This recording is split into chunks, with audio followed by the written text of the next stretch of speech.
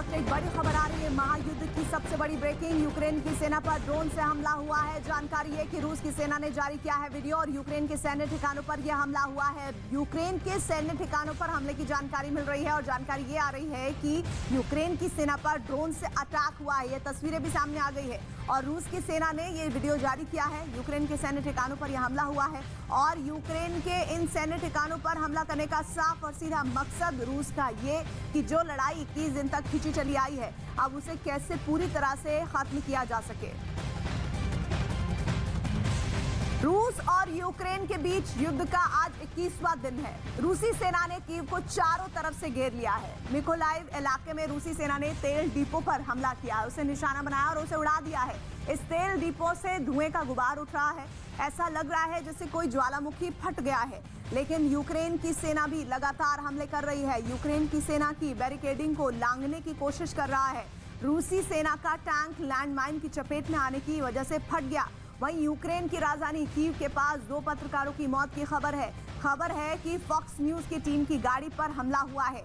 Ukraine की media ने दावा किया है कि रूस के एक और मेजर जनरल को मार गिराया है। मेजर जनरल का नाम ओलेग मित्येव है और वो 150वीं मोटराइज्ड राइफल डिवीजन के कमांडर थे।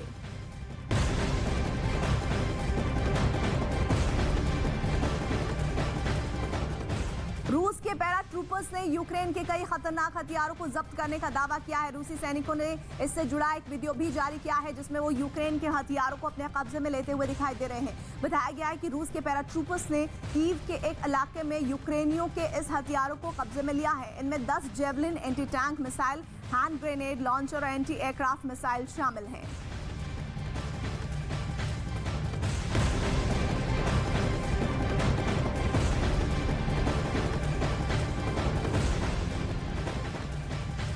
और इस वक्त एक बड़ी खबर आ रही है। नाटो प्रमुख जेन्स स्टोल्टेनबर्ग ने रूस पर बहुत बड़ा आरोप लगा दिया। उन्होंने कहा है कि रूस यूक्रेन में रासायनिक हथियारों से हमले की तैयारी कर रहा है। नाटो प्रमुख का कहना है कि रूस किसी फॉल्स फ्लैग ऑपरेशन कर यूक्रेन पर रासायनिक हमले को अंजाम दे सकता है।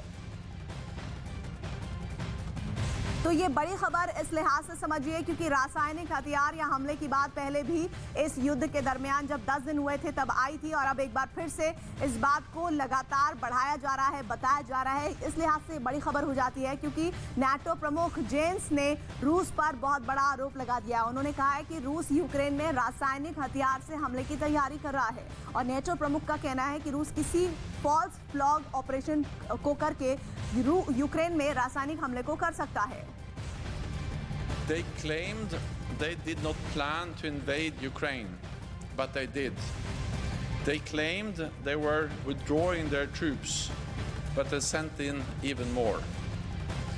They claim to be protecting civilians, but they are killing civilians. Now they are making absurd claims about biological labs and chemical weapons in Ukraine. This is just another lie, and we are concerned that Moscow could stage a false flag operation, possibly including chemical weapons.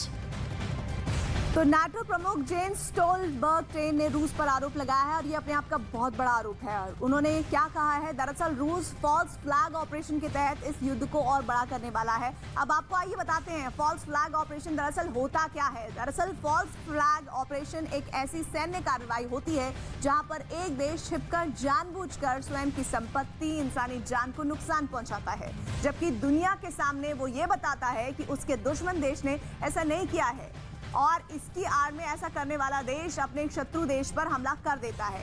इस रणनीति के जरिए युद्ध शुरू करने का दोष अपने प्रतिद्वंदी देश पर डाल दिया जाता है और फिर जवाबी कार्रवाई के नाम पर युद्ध का ऐलान कर दिया जाता है।